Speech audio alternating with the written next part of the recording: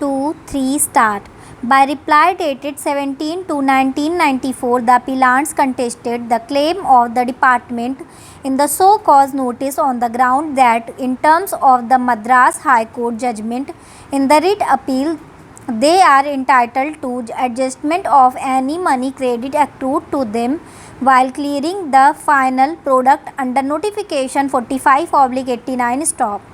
They contested the departmental claim of undertaking given by them at the time of utilizing the money credit in terms of the judgment rendered in the writ petition to enable the department to go in for writ appeal cannot be considered as provisional assessment stop.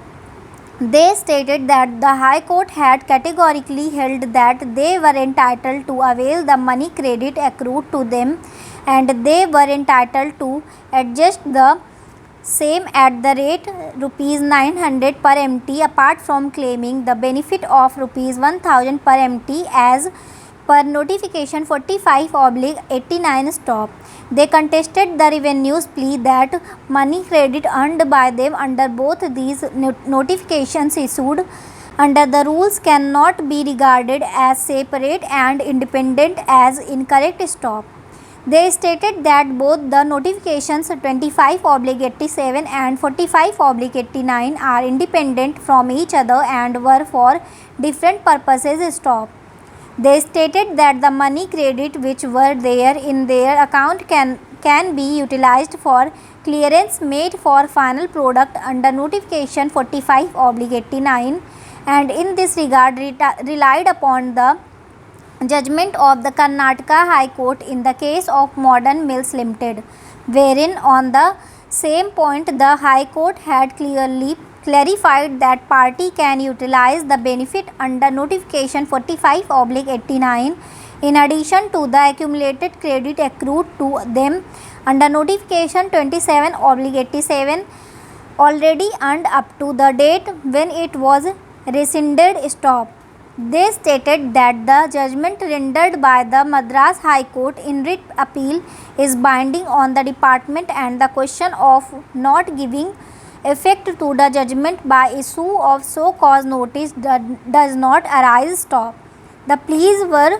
rejected by the AC and the AC held that the undertaking taken by the department at the time of filing the writ appeal is required to be construed as provisional assessment and therefore held that the appellants cannot take dual benefit of both the notifications stop. He held that he was finalizing the assessment already resorted to in respect of clearance of Vanaspati effected under AR-1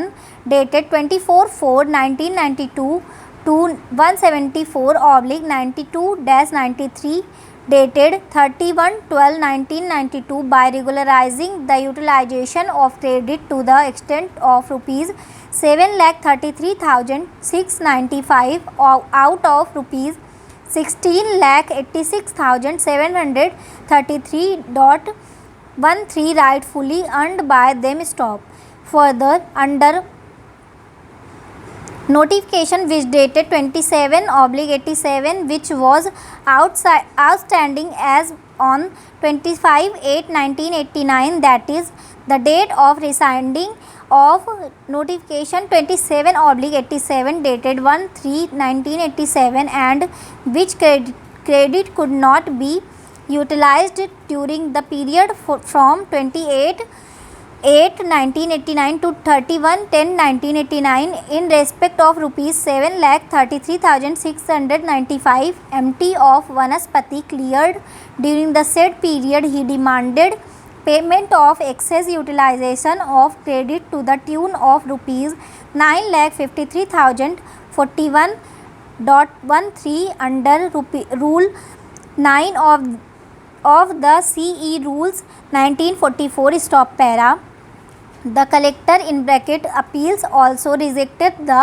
appellant's plea that there was no provisional assessment in terms of Rule 9B stop para. Arguing for the appellants, the learned counsel Sri Mailsamy took us through the judgment rendered by the Madras High Court in the writ petition and also in the writ appeal stop, he contends that the detailed judgment of the learned single judge in the writ petition clearly shows that the appellants are entitled to utilize the money credit earned by them for paying duty with regard to the clearance made under notification 45/89 stop. He pointed out to the judgment of the Madras High Court and also the various other judgments which had also held likewise that the money credit earned under notification 27/87 will not lapse on the government rescinding the earlier notification, and the said money credit could be utilized in good faith for making payment towards duty in the subsequent notification stop.